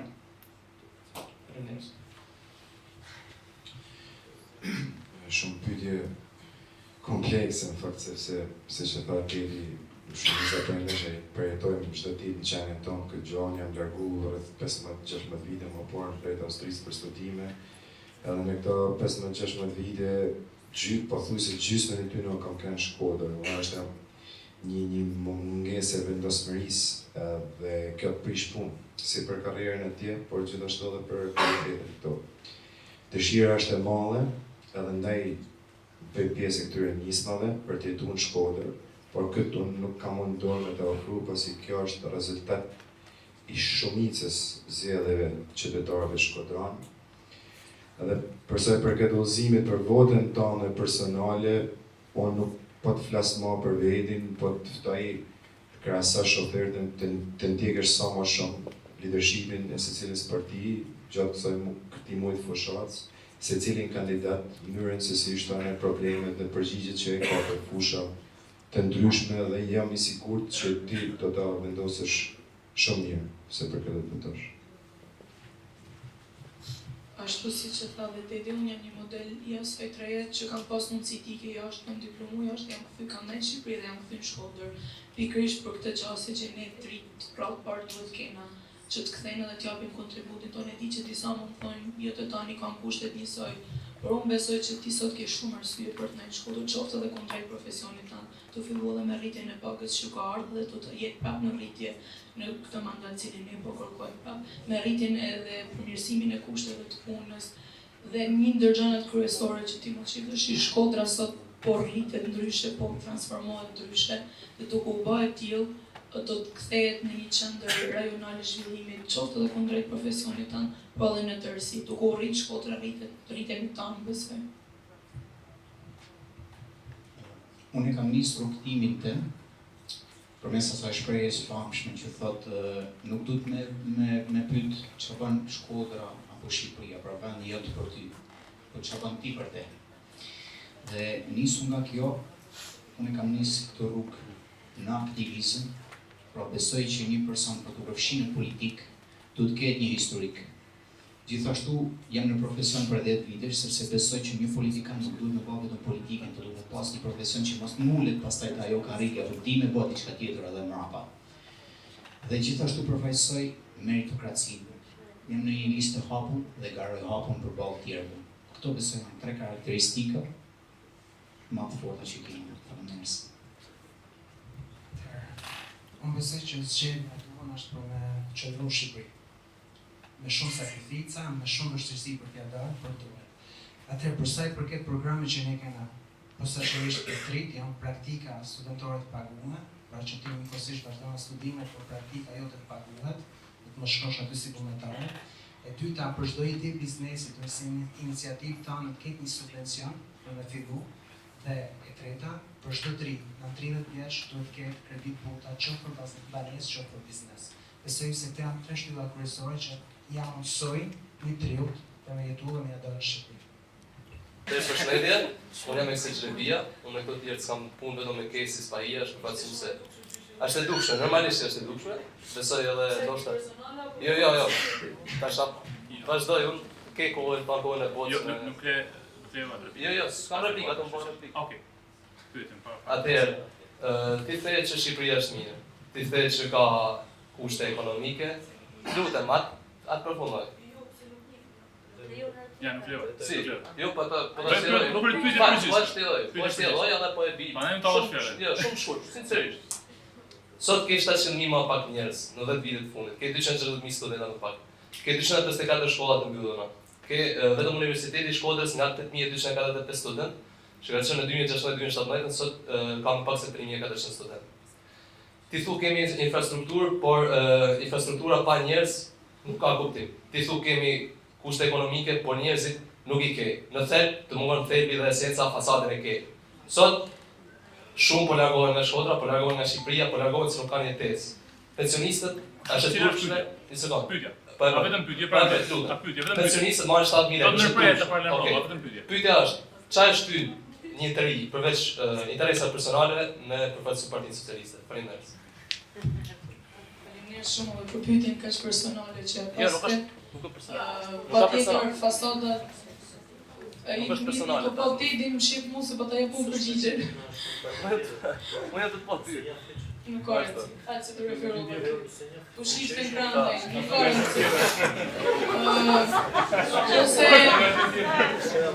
Ose s'ka problem, fajnë teti që të referova ty, po pash drejtimin e shikimit. Blejo të cëllur në syze. Po. Po ta kthej prej pjesës fundit që ishte personale, unë punoj në biznes privat, nuk kam punu asnjëherë në administratë shtetërore, nuk kam logu asnjëherë me punu në administratë shtetërore. Profesioni që unë kam zgjedhur është komplet privat dhe nuk është kjo çësia jeme. Çësia jeme që kam punë drejt politikës është pikërisht kjo që këto fasada që tentohen ngrihen, mos jetë thjesht fasada, po t'jenë t'jetueshme. Ka shumë arsye, po qëndrojnë në disa për argumentave që theti. Pikërisht ne po punojmë për sjelljen e këtyre trive, tu t'i japim arsye më shumë që të kthehen qoftë Shqipëri, qoftë në Shkodër. Ke disa dhëna jo shumë të sakta, e ke mësuar vjershën pa gabim, të këshilloj me hidhje edhe me hulumtu me statistika referuese më të sakta. Nuk vjersha se kur ja bën protestat për çmimet. Nuk ka problem, por të referoj por na ti nuk i dal për çmimet, po janë bërë çmimet për popullin. Kush a ken kat popull? Nuk besoj se më kush a ken kat popull? Po unë pa të them pikërisht këto investime nuk po bëhen thjesht për fasad. Faktet kanë treguar që investimet e kanë rrit qoftë edhe vlerën e pronës, kanë rrit edhe kanë zhvilluar ekonominë. Investimet po bëhen pikërisht që me sjell këto njerëz që ndoshta për shumë arsye edhe kanë ikë. Ikjen e njerëzve nuk e ndalojmë dot, është proces normal i ton votës, është proces global, nuk ndodh vetëm në Shqipëri, nuk ton votën tonë në Europë. Kështu që është përgjigje jonë. S'ma kthejë përgjigje, çfarë shtrih përveç për interesa personale me kanë me Partinë Socialiste. A thash unë nuk kam asnjë. Nuk më asnjë lloj përgjigje.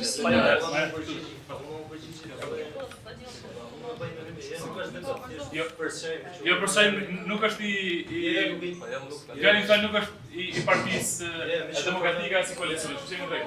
Nuk e ndjes.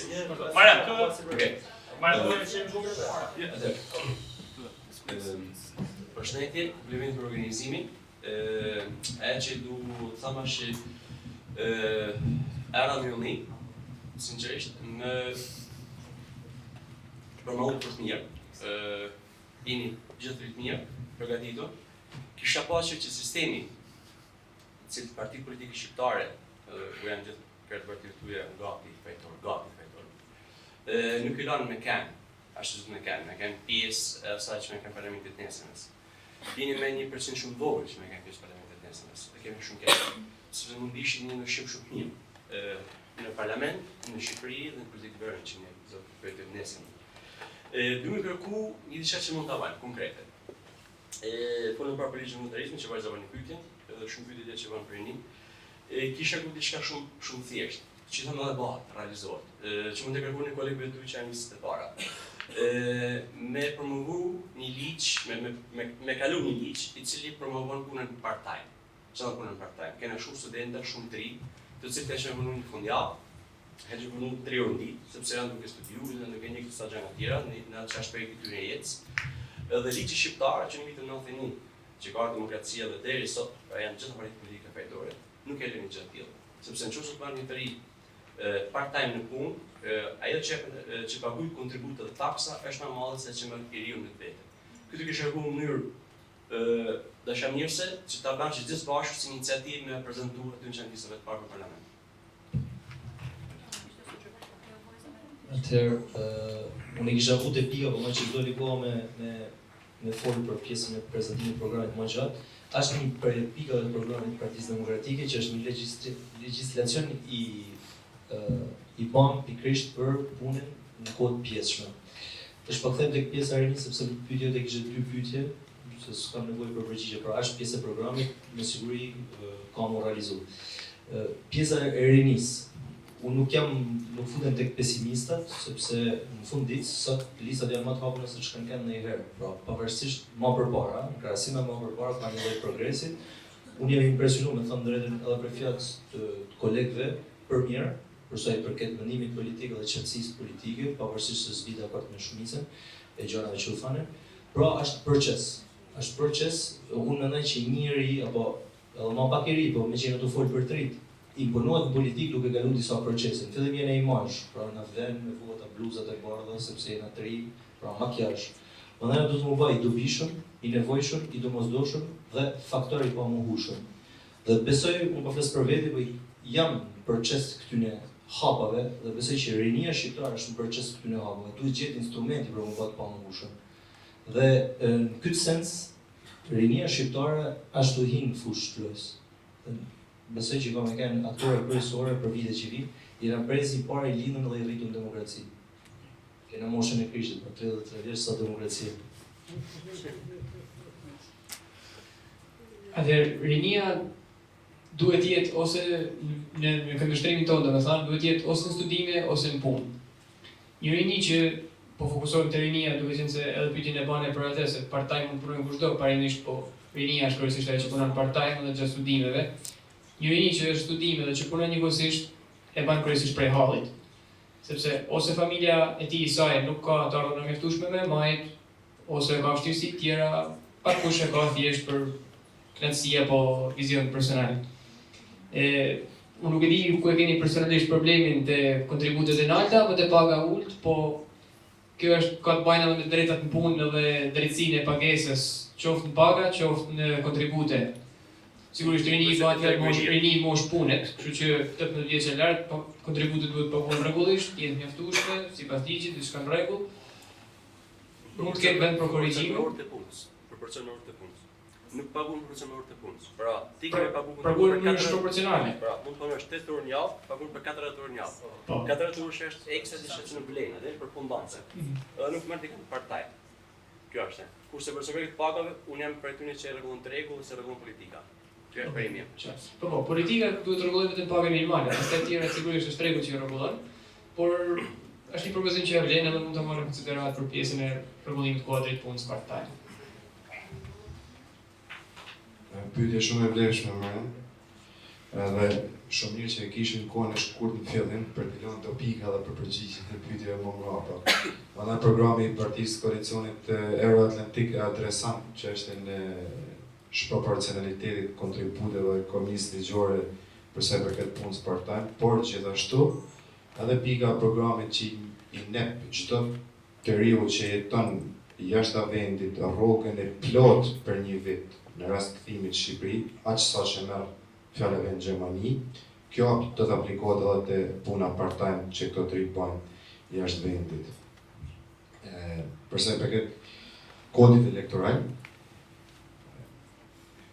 unë e shoh edhe me të mbyllur kodin elektoral se shka qenë 2021, në sidomos për dy partide është të quajtura të mëdha. Dhe në secili nga ne, siç e tha Mariani, do të ishte i vlefshëm me pjesëmarrjen e tij në parlament dhe në rast të mbështetjes njëjtë nga qytetëria shkodrane për ta dhënë si fakt unë dhe Armeli faktikisht e kemi rregulloj pjesëmarrjen në parlament pasi jemi në pjesë e listave 100% të hapura. Falenderoj për propozimin, se më duk sikur se kuptova, ju referonin pyetje, po më duk si propozim. Du mos qenë shumë ekspertë edhe kundrejt gjaz edhe informacionin e plot, patjetër që unë do e marr konsiderat si propozim edhe do të referoj më atje. Marian, faleminderit për detajin. Këto keni fushë, unë e kam prek nga afër regjistrimin e të rive në listë pagesa. Dhe është shumë e vend kjo kritik, për njatë edhe ne kena përfshi pjesë të propozimit tonë për ta ndryshuar këtë gjë. Nuk mjafton vetëm pjesa që për aq orë, për shembull 4 orë ose 6 orë, që të jenë sigurimet për aq orë sa bëhet. Duhet që të rregullohet edhe tek kodi i punës që të rit, që i gjen shumicën në punë gjatë verës, mos të shfrytëzohen, sepse ata e bëjnë kontratën për 4 orë apo për 6 orë dhe rrinë 12 orë në punë. Pra tek të dyja këto pika ne duhet fokusohena. Gjithashtu ne këtë propozime kena të lidhur jo vetëm me të rinjt që punësohen part-time, por edhe me ata personat me aftësi ndryshe apo me aftësi kufizuar që në qoftë se një biznes merr në punë, domethënë, pavarësisht se duhet me pas herë si parim për ta marrë në punë, por do të ketë ata që marrin, do të kenë dhe lehtësime të tjera. Faleminderit. Faleminderit për pyetjen, por edhe për sugjerimin, se ishte më shumë sugjerim. Ndoshta ne fokusohena në program, jo taksa shesh, jo subvencione, jo kredite buta. Është një prej problematikave më të mëdha që ka sot për sot, dhe është një prej problematikave që ne duhet me lanzojmë. Unë nuk po them se Çakonolli është pjesë e programit patjetër, por besoj se do të jetë ta hekum ma 8%-shin dhe të jetë në çdo prezantim programi të jetë këtë. Të jetë një prej pikave më të rëndësishme për të diskutuar. Faleminderit. Përshëndetje. Spori përgëzoj për gjithë prezantimin që ju bëut. Unë jam Denada Shkuza, aktualisht drejtoj një shoqëri që punon për drejtat e grave. Du të them dy gjëra që unë mendoj shumë të rëndësishme. Nuk mundem me thonë që nuk ka një përmirësim të kuadrit ligjor në disa fusha. Nuk mundem me thonë që nuk ka një përmirësim të infrastrukturës, por nuk mundem me thonë që nuk ka një përmirësim ose një rritje të pagave në administratë shtetërore. Por mundem me thonë që ka gjithashtu një rritje të personave që janë më të varfër se sa që ishin më përpara. Në fakt, personalisht mendoj që kemi një numër shumë të madh të deputetëve në raport me numrin e popullsisë. Pyetja jeme është shumë konkrete. Nëse ju do të ishit deputet të ulur në Parlamentin Shqiptar, a do të merrni një iniciativë që puna e deputetit të ishte një punë vullnetare? Faleminderit. Meriton 1 minutë gjysmë, po s'kemi kohë 1 minutë.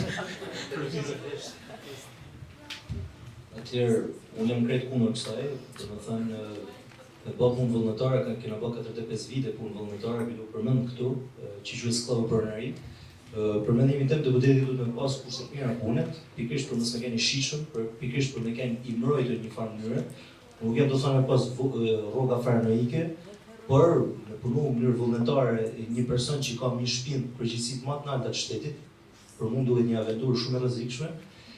Zvogëlimi i numrit përfaqësuesve në parlament me siguri që po, sepse siç e thash për administratën, qëndron në një njëjtë logjikë edhe për parlamentin shqiptar, që është edhe administrata e parlamentit është e fryme, edhe numri i deputetëve edhe për mendimin tim është shumë i madh në raport me popullsinë që zvoglohet, por deputet vullnetar jam absolutisht kundër.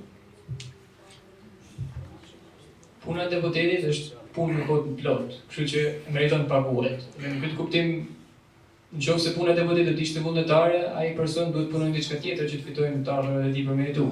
Mirë, po duke me kohë të plotë, është e pamujtur me bërë dy punë me kohë të plotë, 2 tetorashe, 8 për gjumë dhe s'vet kur gjabër pjesë tjerës.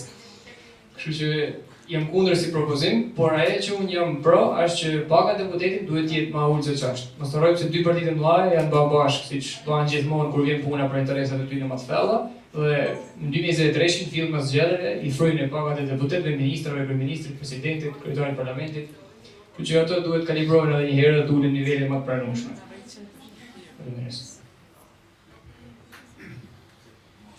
Për sa i përket zvogëlimit numrit mandateve me shkund proporcion me nevojat e popullsisë shqiptare, jam dakord edhe unë. Pasi edhe ne si parti qëndrojmë për një shtet më të vogël, por jo duke ja bjerë fuqinë direkt, por duke pa rezultatin hap pas hapit të zvogëlimit të shtetit, siç është bërë në Argjentinë për shembull, jo siç po bën Trumpi në Amerikë sot. Pika tjetër e pyetjes tuaj për punën e rrogave.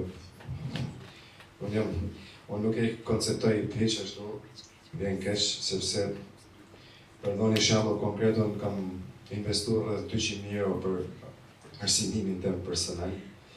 Në politikën kam studiuar për politikë, e shoh politikën si shpërblim dhe nuk do të kisha mund asesi për të shërbyer qytetarëve në kushtet e mos shpërblimit personal me rrogë. Faleminderit. Bjella unë dakord me parafolësit që duke konsideru faktin që të kemi një deputet kur ti mandatohesh, punon kundrejt asaj gjajet, heq dorë qoftë edhe nga profesioni, heq dorë nga gjitha ardhurat e tjera që mund të kesh për hir të klauzulave ligjore, nuk më bën shumë sens që ti mos japësh veten mundësi të paguhesh kundrejt punës, që bën duke marrë parasysh dhe këtë e marrë edhe si referencë nga njerëz që aktualisht janë ose kanë qenë deputet, qenë një deputet, ka kostot e veta, është qoftë edhe për të pagu për atë që bëjmë, kështu që asu nuk bita kërtë. Denada, faleminderit për pyetjen. E pamën nga qasja që ne kena pothuajse 11 deputet anonim atje që nuk çojnë asnjë projekt propozim, që nuk bëjnë asnjë gjë të re, asnjë risi etj. Patjetër do kisha qenë dakord me ty, domethënë me 2 ose 3 vetëm ata që kanë folur. Çështja se nuk duhet me e pa në atë kontekst, mendoj unë. Nëse deputeti përfaqëson realisht atë që është, është një punë kolosale, është një përgjegjësi kolosale.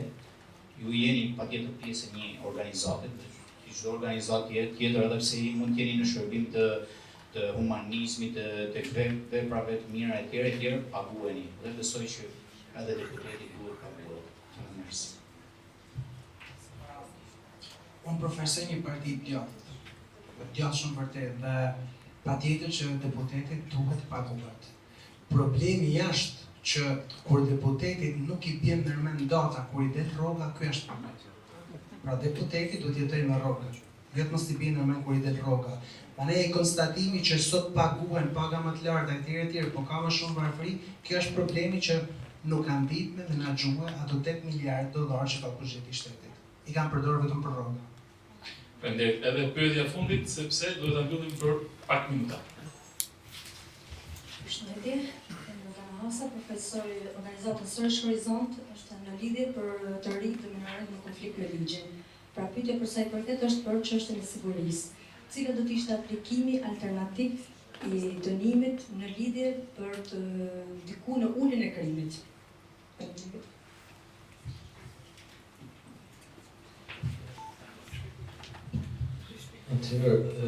Unë personalisht jam kundër sepse edhe këtu banë disa propozime edhe më përpara në lidhje me drejtsinë, lidhje me politika që duhet njëka. Unë jam kundër politikave ndërshkuese, e sidomos për sa i përket trive. Ne kena këtu tri që janë dënuar me burg për një teke hashash ose për gjëra krejt banale, ndërkohë që kena krimin më të madh shtetëror që është korrupsioni dhe kishte edhe propozime ekstreme këtu për dënime si tradhti kombëtar që i mirë kuptoj edhe pse unë jam aq ekstremist dhe mbajnë burgje 2-3 vite. Pra, unë mendoj që duhet me propozu mënyra alternative të ndërshkimit në thojza nëpërmjet riedukimit më shumë se sa politikave ndërshkuese, pra politika riedukuese dhe integrimin e këtyre, nëse kam kuptuar mirë pyetjen, reintegrimin e këtyre njerëzve që duhet me i kuptu, pra duhet me kriju një shoqëni që e kupton krimin, jo thjesht e ndërshkon. Kupton arsyet pse e kanë çuar të rit për të shkuar në drejtim. Dhe si me opsionet është me kanë një qendër të debatit publik, sepse ne kemi një drejtësi ndërshkuese dhe jo një drejtësi riedukuese. Domethënë kjo është me fillon diskutim për me ndryshu qasjen e drejtësisë. Propozitiva konkrete është pikërisht për me kalu në riedukim jo ndërshkim. Na kena një pikë në program. Ne kena një pikë në program pikërisht për këtë çështje, te pjesa e shtetit të drejtës, që lidhet me jo thjesht dënimin e atyre që kanë kryer krime të ndryshme, po edhe riedukimin e tyre, rehabilitimin e tyre dhe integrimin në shoqëni. Do thënë, krahas burgjeve, dënimi është dënim, sepse ka shumë funksione dhe ka dek sociologjistë që merren vetëm me këtë punë dhe e studiojnë më gjatë se pse dënimi ia vlen, nuk mund të kalojmë në një shtet utopik kështu vetëm riedukues, por krahas dënimit duhet jetë edhe riedukimi dhe integrimi aty në individëve në shoqëri. Që është programi tonë, mund ta lexoni për më gjatë. Faleminderit. Në zonë Hasa, shumë faleminderit për pyetjen. Faktikisht kjo është një çështje që është tërë studiuar e gjithë shoqërive perëndimore prej dekadash dhe në asnjë rast kërkimi shkencor nuk e ka lidh rritjen e shpërësisë dënimit me uljen e krimeve. Por pasja e një programit që ka kohezion ndërmjet fushave, qasje e caktuar për shembull në sport, kulturë, shëndetësi etj, jep efekte indirekte mbrapa vepruese gjithashtu edhe në crime rate. Si nuk jam person që personalisht e besoj se qasja duar është rritja ashpërësisë, dhe si tillë duhet të fokusohena ta shohim gjithsesi veten tonë për të shërbyer vlerave në çdo pozicion që kemi. Përshëndetje Nordon. Sa i përket kësaj pike, në vitin 2026 do të vetë funksionali instituti i fëmijëve që fokusohet pikërisht te ky target grup të rish që kanë problematika ligjore, gjithashtu pjesë e programit tonë është edhe një amnisti periodike si për gratë dhe të miturit që kanë probleme ligjore, kështu që kjo është përgjigje dhe alternativa e Partisë Socialiste. Unë kisha dashur me dhënë një qasje me aspekti si psikolog, jo si jurist, teknik pra. Unë mendoj që parandalimi është hapi i parë që duhet marret. sepse gjitha masa tjera pastaj janë masi është borxha janë. Ne po shohim çdo ditë që kemi një rritje të dhunës tek të rinjt. Dhe kjo gjë mendoj unë që luftohet që në shkolla. Dhe ai rritja e buxhetit të arsimit bën një rikonceptim të krejt procesit, të krejt sistemit arsimor. Dhe mendoj nëse ne kemi sukses aty, do të shkoj hap pas hapi edhe në uljen, pra në parandalimin e krimeve. Pastaj pjesa tjetër është më tepër diçka juridike besoj. Faleminderit. Askush nuk lind kriminal edhe për minoret, kështu që besoj se përpara ta etiketojmë si krim, edhe unë jam dakord që fokusohen shumë tek parandalimi. Dhe të pika e programit tonë është rehabilitimi. Për gjithë tri të cilët janë përfshirë në premtaritë kundërligjshme, besoj se ata duhet të rehabilitohen, po jo të rehabilitohen përmes institucioneve ku kurrë ndoshta një formë dënimi.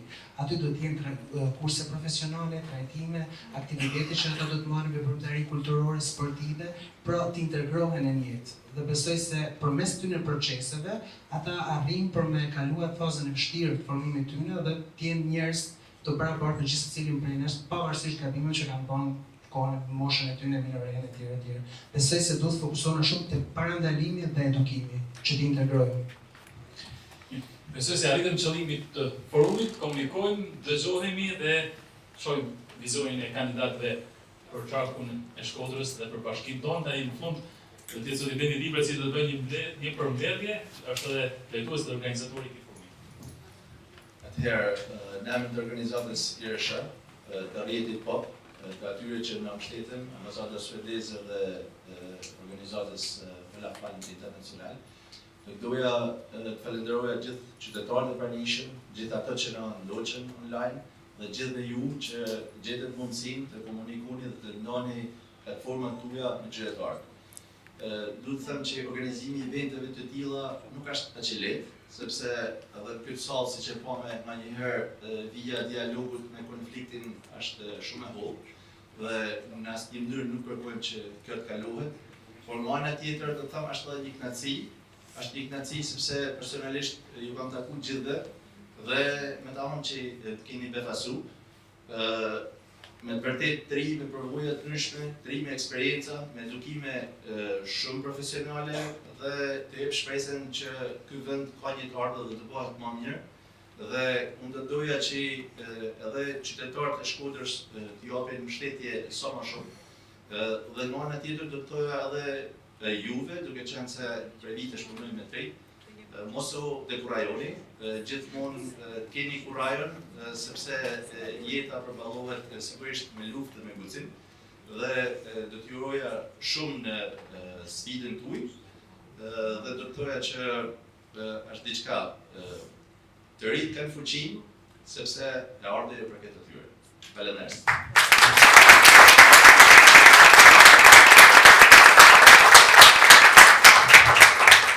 Faleminderit gjithëve tashmë.